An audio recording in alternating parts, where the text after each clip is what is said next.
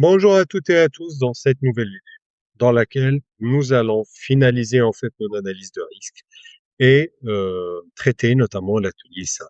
Donc, je vous invite à me rejoindre sur le fichier Excel, très très basique.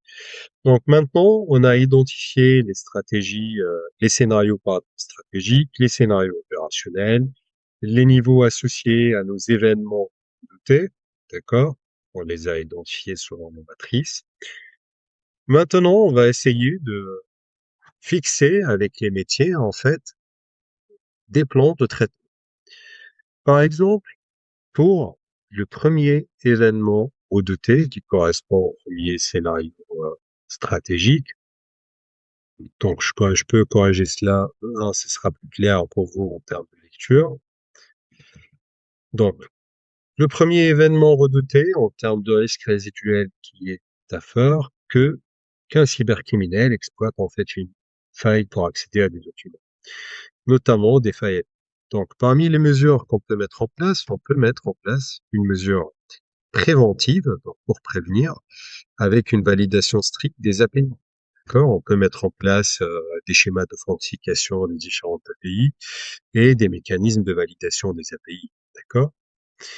Par la suite, on peut également mettre en place des alertes sur des anomalies API.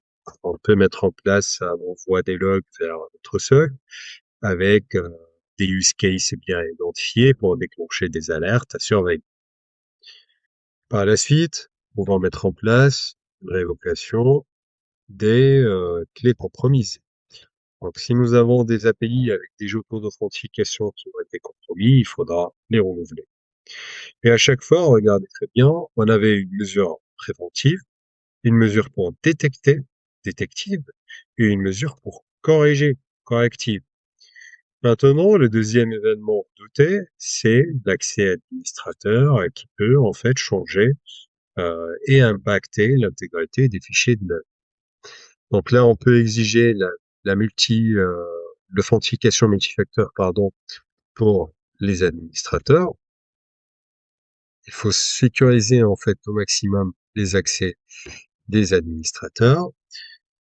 Par la suite, on peut mettre en place une surveillance des accès admin, avec notamment des bastions, des solutions PAM comme CyberArk, Qualys ou d'autres.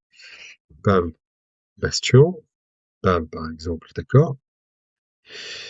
Hop, voilà. Et est-ce qu'il y a d'autres mesures qu'on peut mettre en place? Oui, je pense qu'on peut rester sur ces plans de traitement-là.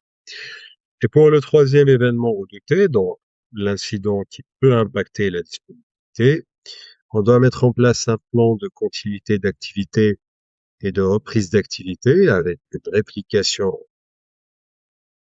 multi-régionale. Bien sûr, ça va ramener un coût supplémentaire, mais si on est sur un service, par exemple, DocShare, euh, avec un besoin métier d'une disponibilité très très élevée, donc un critère, par exemple, très important, là, il faut y réfléchir. Et par la suite, on peut mettre en place, rédiger une procédure de restauration rapide. C'est une mesure corrective avec une procédure bien rédigée.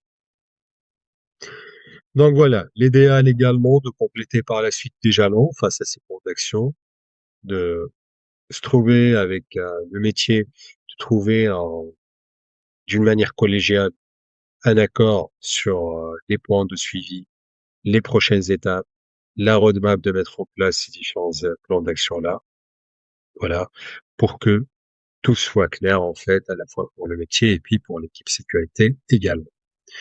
Donc voilà pour cette vidéo. Je vous remercie et n'hésitez pas à me rejoindre sur la prochaine vidéo. Encore une fois, l'objectif, c'était d'afficher d'une manière complète sur cet écran-là les différents ateliers sur un seul écran et de voir avec vous, de réfléchir et de s'entraîner avec vous, en fait, sur la manière à mener une analyse de risque selon les biocérèbres. Donc voilà, je vous remercie et n'hésitez pas à me rejoindre sur la prochaine vidéo.